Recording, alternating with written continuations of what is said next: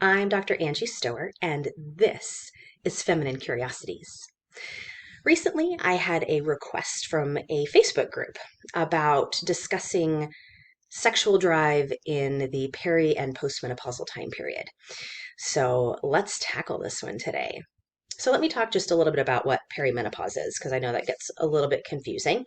It's easy to know when you're premenopausal for most women or vagina owners because you're having regular periods. And it's pretty easy to tell when you're postmenopausal because most vagina owners stop having their periods for a year and then we call them menopause. But there's this little bridge time where the hormones get a little bit funky and we're not having regular periods anymore. In most vagina owners, that happens somewhere around like your early 40s to mid 40s up until your mid 50s to early 60s, depending on genetically when you're going to stop menopause.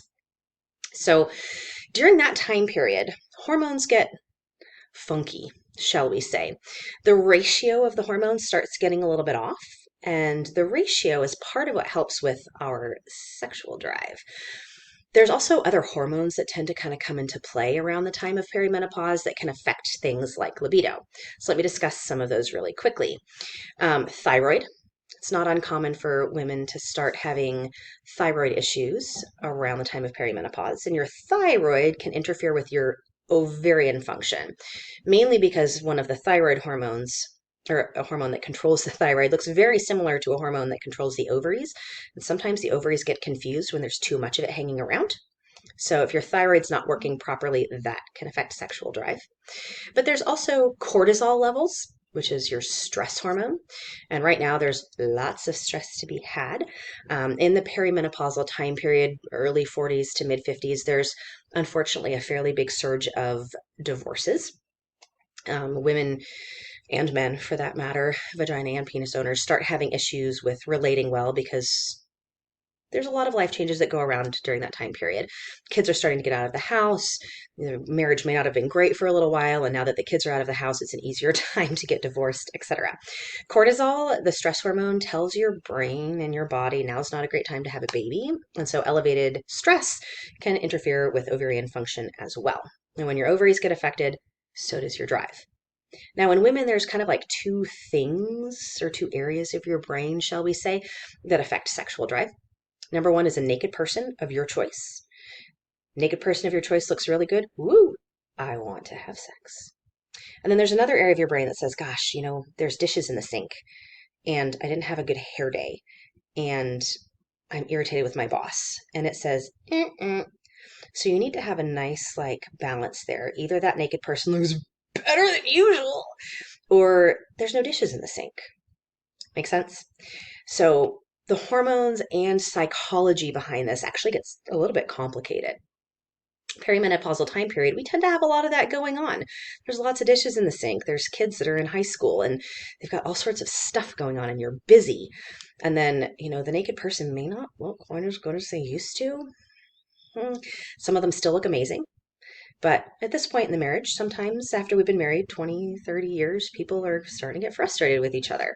So there's lots of drive issues psychologically, but then there's also hormonal stuff going on. Everybody knows when you get into menopause, you start having symptoms like hot flashes, night sweats, mood swings, irritability, anxiety, anxiety, most common symptom, anxiety, impaired concentration, etc. So people tend to get a little bit more moody when they're in the perimenopausal time period, and that doesn't help either. But we also start having issues with secreting testosterone. Yes, women secrete testosterone from their ovaries, and it actually is a rather large part of sexual drive. So when your ovaries aren't functioning at maximal, you may not be secreting as much testosterone as you used to.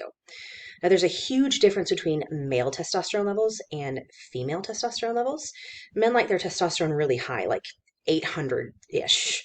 I don't keep up with male sexual functioning very well, so I don't know exact numbers there, but it's high. In women, we like our testosterone levels somewhere around like 20 to 40 or so. It's in that range when we're younger that we still ovulate but also have sexual drive. In our perimenopausal time period, sometimes our testosterone's like zero. I've seen vagina owners with testosterone levels like less than 3. They have zero sexual drive. 45-year-olds, they should be like prime your life, right? So sometimes replacing testosterone can be super helpful because our bodies just aren't making enough anymore. So the process of perimenopause can cause issues with desire related to hormone levels and psychology things. But there's also another kind of level of psychology that happens around this time period that can actually improve sexual drive.